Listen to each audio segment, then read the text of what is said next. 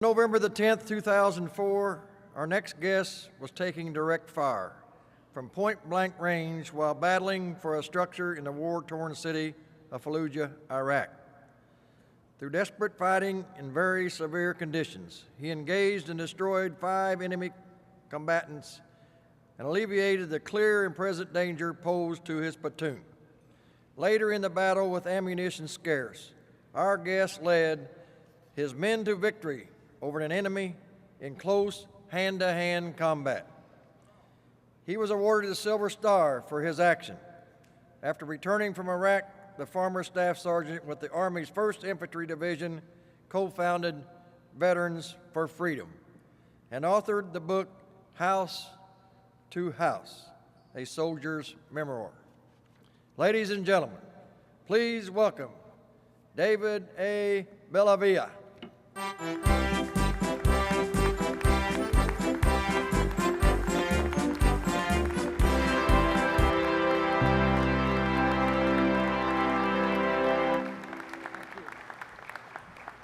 Thank you so very much. I only wish that Congressman Green could show some more passion, you know. So subdued, a little boring, if I could be. That guy's jumping all over the place, just want to go out there. It makes me want to do push-ups and slap a terrorist. That's what I feel like doing right now.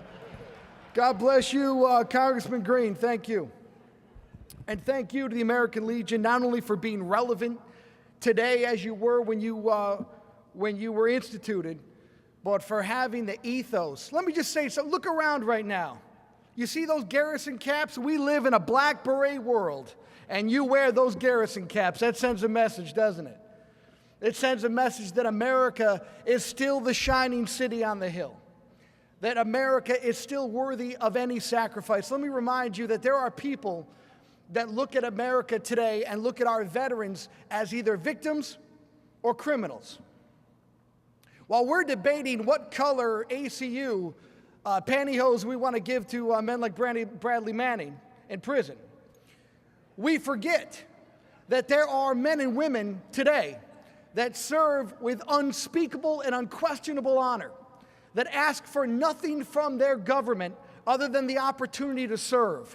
This is an all-professional, all-volunteer army, and we're out there every single day, Marines, soldiers, airmen, National Guard troops, and we don't get the headlines. And in a way, it's a compliment to the valor and the service of this generation, because there are so few bad apples that when one does present itself, it's such an oddity that it becomes headline news. It's I'm humbled and I'm touched to see that Congressman Green sees Fort Hood for what it actually is. It'd be nice. It would be nice if some of his peers in Washington also saw that. I would also like to remind you that as we create almost a turnstile in Guantanamo Bay right now, with some of these terrorists who have the audacity to order their submarines with olives and honey, as Mark Seavey has pointed out on some of his blog posts. He was at the Khalid Sheikh Mohammed trial. We have seen in our infinite wisdom to see that some of these terrorists are no longer a threat to the American population. They're only a threat to the American servicemen and women. Well, I would ask that same standard be shown to some of the men and women we have in Leavenworth right now, like Michael Behenna. Mistakes are made in the fog of war. Mistakes are made, and sometimes we don't always live the Army values. But if we're going to allow some of these terrorists to be released back into the wild like the catch and release program, then we should do the same with some of our men and women who have made some errors in judgment, and look to see that if you've served 5-7 years in solitary confinement, you're looking at right now some of these men and women that are in Leavenworth are actually going to serve less time than some of our high-profile, quote-unquote, criminals that have sold our secrets or given away our secrets. It's absolutely tragic, and I encourage the American Legion to continue pressure on this administration to treat all of the veterans that we have in Leavenworth with the same standard that we're showing unapologetic terrorists, some of which have returned to the battlefield in Afghanistan to spill more blood. I would ask that the same standard be shown to the men and women who have made mistakes in Leavenworth. You can hold your applause for that. It's only fair. You know, when I came home from Iraq, I was walking through the Atlanta airport in my DCUs. And as we were walking through, we got a standing ovation. And I was grabbed by two gentlemen. And by the way, mental note, when a kid comes back from combat, don't grab him from behind. Give him a little space, all right? These two men grabbed me from behind, and I felt some water on my neck. And I turned around, and there were two Vietnam veterans. And they were crying. And they told me, "Welcome home." And they said three words I never expected to hear from another veteran. They said, "I love you." No disrespect to the World War II generation. My grandfather is a proud World War II veteran, a Silver Star and a Bronze Star recipient from Normandy. He has set a standard that we hope we've met and achieved in Iraq and Afghanistan today. But let me tell you a little something about what I consider to be the greatest generation. I think the greatest generation is an 18-year-old kid who can't even spell the country he was drafted to serve in. I think the greatest generation is a young man who separated only months from being the homecoming king. Excuse me. That was a trial that just got over with. I apologize. I still have Manning on the mind. I apologize. We're a kindler, gentler army now. Separated from being the homecoming king and is told to go fight a war overseas that he didn't ask for, he didn't vote for. And while some of his peers cheapen that service and honor, while he's serving in some of the most dangerous zip codes in the world, those same peers didn't deem themselves, they thought they were a little too good for service. So while he was serving in the mean streets of South Vietnam, sometimes Laos and Cambodia, they were in the mean streets of Winnipeg and Vancouver, British Columbia. They decided to burn those draft cards while other people went and carried the burden of liberty and freedom. The greatest generation would turn on the radio and be told that they were baby killers by popular culture. They were told by Hollywood that they were ignorant and fools for doing what their country asked them to do. And in my opinion, the greatest generation is the generation that stood shoulder to shoulder and protected Iraqi veterans and Afghanistan veterans from the same unwashed, ignorant masses that choose to put the soldier behind the foreign policy. The greatest generation is a generation of veterans who was treated with dishonor and shame and made sure that their sons and daughters would never be treated the way they were treated. And it's because of that I want to tell all you Vietnam veterans, if you're able to stand up right now. If you served in the Vietnam conflict and you never lost a battle, took one step backwards when the enemy was facing you down, I say to you, stand up, welcome home, we love you. Right back at you.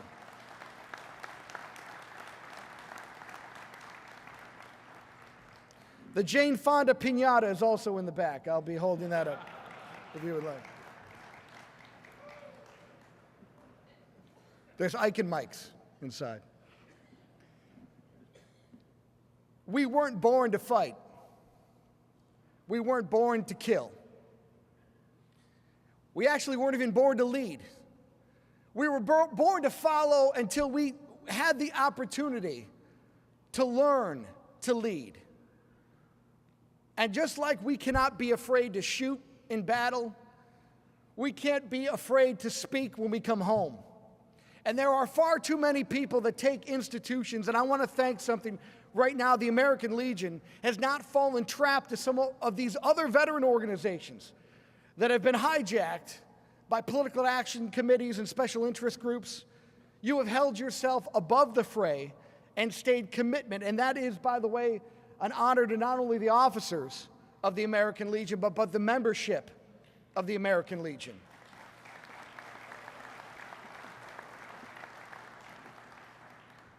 There's even some Democrats here, I heard, and that's, no.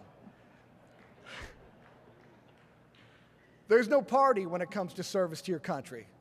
There's no religion. There's no ethnicity. I serve next to people from all walks of life. I serve next to Muslim Americans.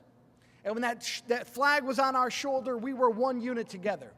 We walk outside that door, it's a world of racism and bigotry, and together we stood uniformed, regardless of political ideology or religion, and we stood for what America can be, what America must be, and what America is. And so I ask you today, if you're in Washington, D.C. or in a state house, we are not a social petri dish in the United States military today.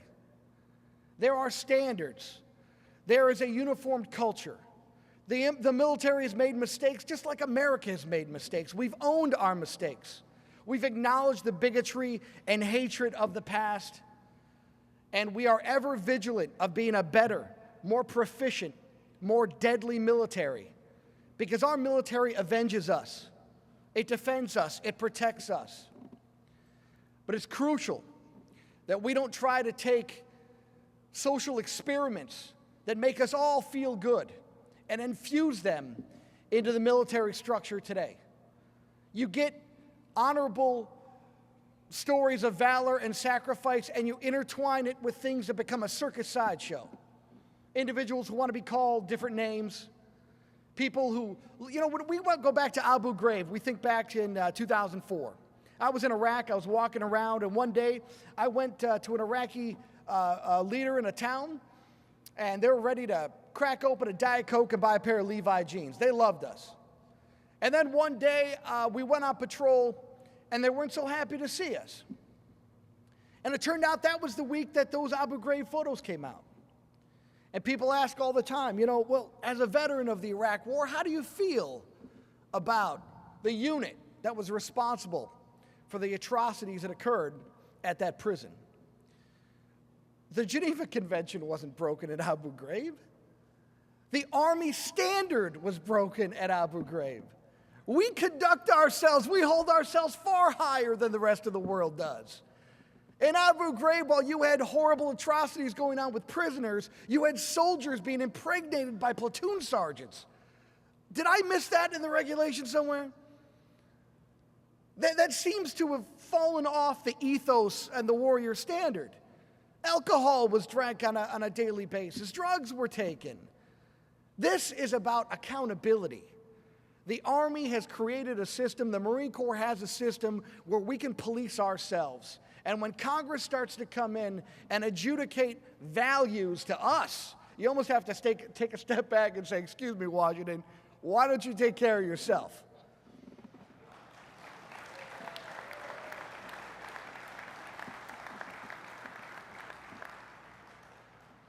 Let us do what we do. Let me tell you something. Post-traumatic stress, I'll tell you what, if I hear another person call PTSD a disorder, post-traumatic stress a disorder. Think about this for a second. Marine gets shot in Iraq, he doesn't have multiple gunshot wound syndrome. Kid got shot. Why are we calling post-traumatic stress a disorder? Combat is incredible. You see some of the most ghastly and ghoulish things you could imagine. But there are also things that we see in combat that we never expect to see anywhere else. We see love. We see sacrifice. We see the grace of God. We see people that can't even agree in areas that grew up not around people of other ethnicities, people of other demographics, people of economic backgrounds, and you see them bleed for each other as the brothers that God intended us to be. I don't wish combat on any one of you, but I fall on my knees and I pray every night that you could understand what that feeling is like. To know that that kid from South Carolina or that woman from Carlsbad, California, looks at you in the equality of the fact that you're just a guy with a flag on your shoulder. And if we stand together and we're unified, people ask me all the time, what is it like to serve with the best of your generation? Until you get a draft, you don't have the best of the generation, do you?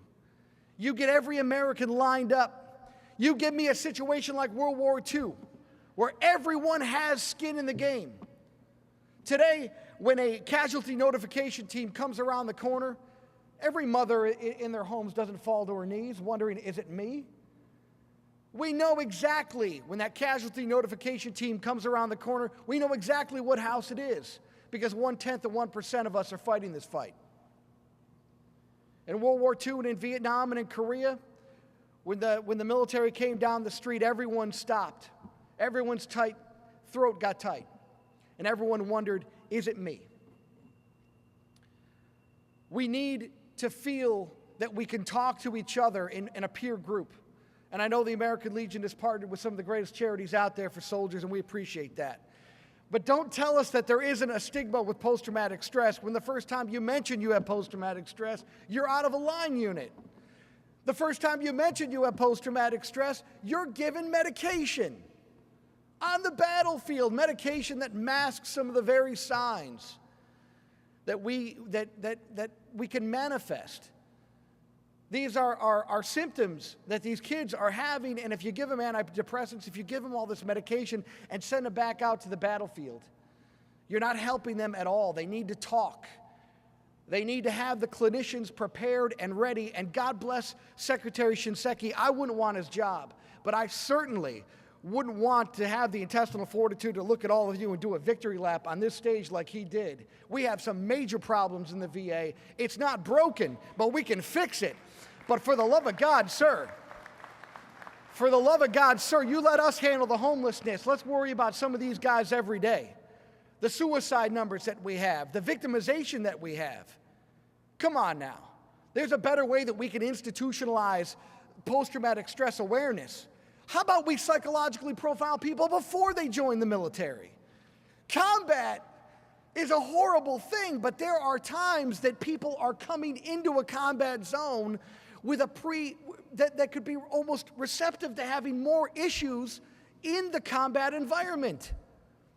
You need a background check to be in the intelligence field, but we don't need an ink blot test to carry a rifle? Let's find out what is wrong with these kids if they have problems before we knowingly put them into harm's way. And the last thing I want to talk to you about is my friends at the NFL. American Legion, I got an idea here. We spend tens of millions of dollars because we have to protect Peyton Manning's brain.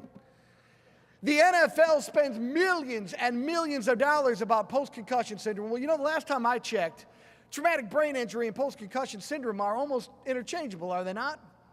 But yet NASCAR has an H harness for their drivers.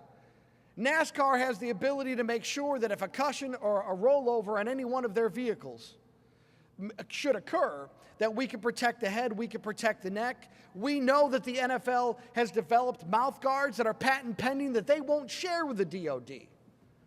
I would love to take a Buffalo Bills football helmet and throw some Kevlar on that. If that could save 70% of our men and women coming home from traumatic brain injury. Hey, Commissioner Goodell, let's worry about high hits to the head, and let's get you down in front of a subcommittee and make sure that if you have technology that can save the noggin of Peyton Manning, you're doing it for Private Joe Snuffy, all right? The least you could do.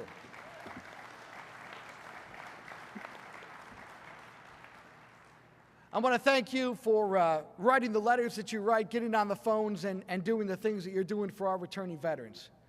I want to remind you in closing that we can focus on the negative all day. I could go 3 hours on the dysfunction of the Veterans Administration. But the fact of the matter is that there are good patriots and good people that work at the VA.